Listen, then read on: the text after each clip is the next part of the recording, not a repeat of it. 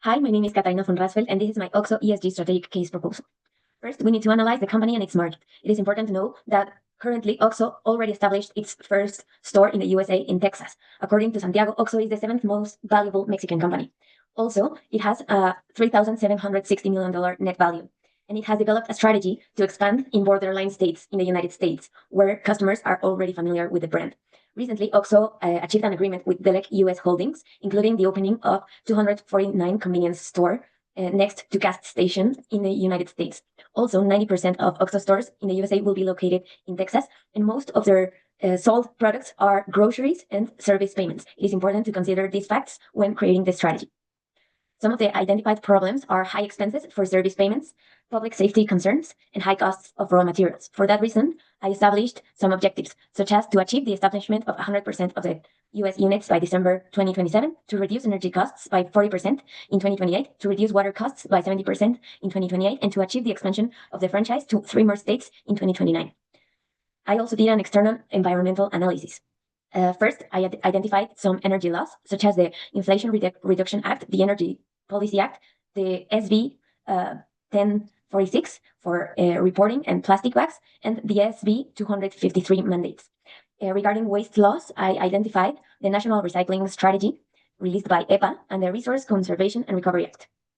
For the internal environmental analysis and the competencies, I identified that OXO has already some important resources, such as its logistics and supply chain, its energy efficiency, the brand recognition and customer trust it already owns, and the digital payment infrastructure. For the core competencies, I identified they already have a high-density convenience network and store rollout capability, integrated procurement and supply management. Also, they have a customer-oriented decision-making. Also, they have digital and financial services ecosystem and a values-driven strategy. They distinguish themselves by acting with integrity, transparency, simplicity, and commitment. Regarding leadership and organizational structure, OXO has a transformational leadership style with long-term strategic vision, customer-based decision-making, values-driven cultural leadership, and innovation-oriented transformation.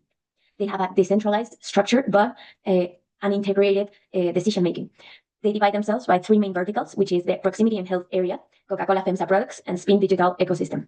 Also, they have a FEMSA forward plan, which provides a unified direction of growth, sustainability, and digital transformation. For the strategic formulation, I suggest 3 main pillars, which are sustainable store design, green logistics and supply chain strategy, and local sourcing and community integration. I identified some stakeholders, which are government and regulators, customers and local communities, suppliers and partners, franchises, employees, non-profit advocacy groups, and anti-ESG population and advocates, which need to be taken into account when implementing this strategy. For the internal operation strategy, I decided to translate the ESG commitments into daily performance with 4 pillars, which are sustainable store operations, digital optimization and data-driven decision-making, green logistics and local sourcing, and continuous improvement culture.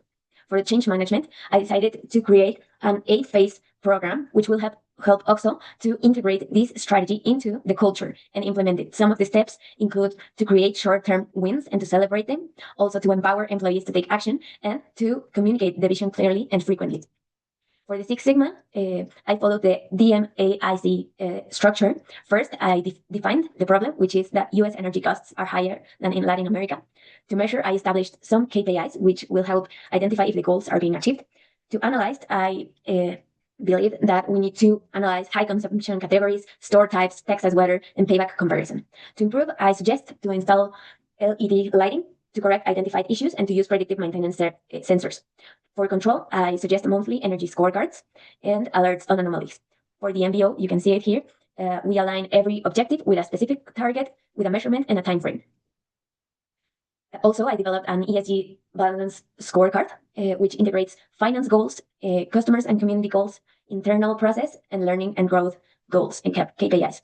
Also, I created some OKRs, which are to install solar energy systems in 100% in every store in the United States by December 2027, to develop and deploy the green store prototype in at least 30 stores by June 2026, and to award 100 employee innovation grants for sustainability or efficiency projects by 2028.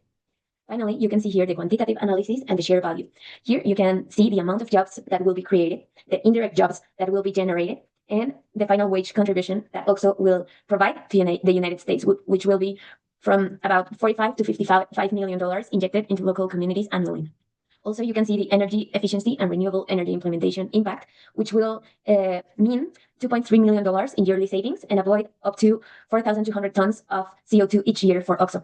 Finally, you can see the water efficiency estimates, which will be equivalent to water use of 2,200 US households conserved. Thank you for your time and attention.